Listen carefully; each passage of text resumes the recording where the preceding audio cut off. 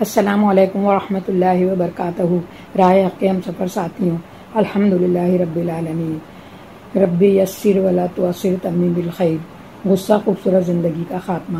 ایک تعلیم یافتہ اور سمجھدار بہن کا عملی تجربہ بیان کرتی ہوں، جس نے اللہ کی آیاتوں کے مطابق عمل کیا اور اس نے اس بات کا ارادہ کر لیا کہ قرآن حکیم اس کے صرف دل اور زبان پر ہی نہیں بلکہ تمام اعضاء قرآن کے مطابق حرکت کریں گے۔ یہ بہن اپنی داستان یوں سناتی ہیں: میرے شوہر بہت جذباتی اور غصے والے تھے، معمولی بات پر بھی ڈانٹتے، غصے میں چیختے چلاتے، جو منہ میں آتا بولتے، بے مقصد بولتے رہتے۔ شیطان نے ان پر قبضہ کر لیا تھا۔ میں بھی سخت الفاظ میں جواب دیتی، اس عادت کی وجہ سے میں ان سے نفرت کرتی، ان کے خلاف دل میں کدورت اور میل رکھتی۔ پھر میں نے قرآن مجید کا دامن تھام لیا، قرآن کی طرف رجوع کیا اور اس کے مطابق چلنا چاہا۔ ایک دن شوہر غصہ کرنے لگے۔ مجھے سورہ ہجر کی آیت 98 اور 99 یاد آ گئی۔ فَسَبِّحْ بِحَمْدِ رَبِّكَ وَكُن مِّنَ السَّاجِدِينَ وَاعْبُدْ رَبَّكَ حَتَّىٰ يَأْتِيَكَ الْيَقِينُ۔ اپنے رب کی حمد کے ساتھ اس کی تسبیح کرو، اس کو سجدہ کرو اور اس آخری گھڑی تک اپنے رب کی بندگی کرتے رہو جس کا آنا جو ہے وہ یقینی ہے۔ وضو کیا اور سجدہ گزاروں میں شامل ہونے کا ارادہ کر کے نماز شروع کر دی۔ نماز شروع کرنا تھا کہ شوہر خاموش ہو گئے اور وہ بھی استغفار کرنے لگے اور پرسکون ہو گئے۔ اللہ سبحانہ تعالیٰ نے اپنی آیاتیں نازل ہی اس لیے کی ہیں کہ ہم ان کو پڑھیں، انہیں سمجھیں اور ان پر عمل کریں۔ ہم قرآن مجید پر عمل کر کے ہی کدورت اور نفرتوں کا علاج کر سکتے ہیں۔ جو بھی اپنے شوہر، بیوی، بھائی بہن، پڑوسن اور دوسرے رشتہ داروں کے خلاف کدورت رکھتے ہیں، وہ قرآن ہی سے اس کا علاج کریں۔ ہم آیات پڑھتے ہیں مگر اس پر عمل بہت کم کرتے ہیں۔ قرآن مجید تو انسانوں کی طبیعتوں اور مزاجوں کی مناسبت سے ہی رہنمائی دیتا ہے۔ اللہ اپنے بندوں کو بہتر جانتا ہے، لہٰذا یہ کہنا کہ قرآن کی آیات پر عمل کرنا دشوار ہے، قرآنی حکمت اور ربانی مصلحت کے خلاف ہے۔ آپ کے ذہن میں کبھی ایسا خیال آئے تو حامیم سجدہ کی آیت نمبر 36 کو جو ہے وہ پڑھیں۔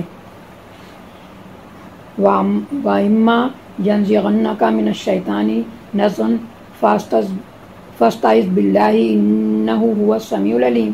اگر تم شیطان کی طرف سے اکساہٹ محسوس کرو تو اللہ کی پناہ مانگ لو، وہ سب کچھ سنتا اور جانتا ہے۔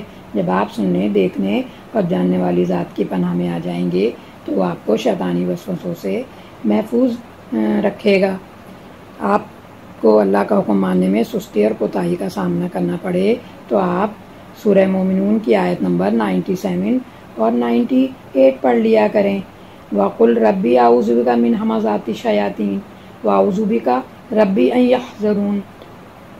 اے رب، میں شیطان کی اکساہٹوں سے تیری پناہ مانگتی ہوں، بلکہ اے میرے رب، میں تو اس سے بھی تیری پناہ مانگتا ہوں کہ وہ میرے پاس آئیں۔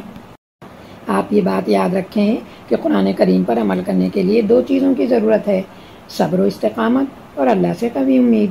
اس طرح اللہ کے احکام پر عمل کرنا آسان ہو جاتا ہے۔ آپ رحمان سے مدد چاہیں، معاف کریں، غصے سے بچیں، کیونکہ ایمان والوں کی خوبی تو یہ ہے کہ سورہ شورى آیت نمبر 37 وَإِذَا مَا غَضِبُوا هُمْ يَغْفِرُونَ، اور غصہ آ جائے تو درگزر کر جاتے ہیں۔ گناہ اور غلطیاں ہم سے بھی ہوتی ہیں تو ہم کیا چاہتے ہیں کہ اللہ ہمیں معاف کر دے۔ تو سورہ نور کی آیت 22 کو بھی یاد رکھیں۔ وَلَا يَسْفَحُوا أَلَا تُحِبُّونَ يَغْفِرَ لَهُ لَكُمْ، انہیں معاف کر دینا چاہیے اور درگزر کرنا چاہیے۔ آپ کا دل غصے سے بھرا ہوا ہے، اگر آپ نے اپنے غصے پر قابو پا لیا تو اللہ آپ کو صالحین کا مرتبہ عطا فرمائے گا۔ جن لوگوں کو بہت غصہ آتا ہے تو وہ آل عمران آیت نمبر 134 کو بار بار پڑھا کریں۔ وَالْكَاظِمِينَ الْغَيْظَ وَالْعَافِينَ عَنِ النَّاسِ وَاللَّهُ يُحِبُّ الْمُحْسِنِينَ۔ وَالْكَاظِمِينَ الْغَيْظَ وَالْعَافِينَ عَنِ النَّاسِ وَاللَّهُ يُحِبُّ الْمُحْسِنِينَ۔ آل عمران آیت نمبر 134۔ جو غصے کو پی جاتے ہیں اور دوسروں کے قصور معاف کر دیتے ہیں، ایسے نیک لوگ اللہ کو بہت پسند آتے ہیں۔ اللہ جو ہمارا خالق اور مالک ہے، وہی ہمارے مسائل کے حل کا صحیح طریقہ جانتا ہے۔ رحمان و رحیم اللہ نے غصے کو کنٹرول کرنے کی صلاحیت بھی ہم کو دی ہے۔ آج ہی سے اللہ کی کتاب کے مطابق اپنے آپ کو تبدیل کیجیے تاکہ زندگی خوشگوار ہو جائے۔ یاد رکھیے، قرآن کریم کے مطابق چلنے ہی میں ہمارے تمام مسائل اور مشکلات کا حل ہے۔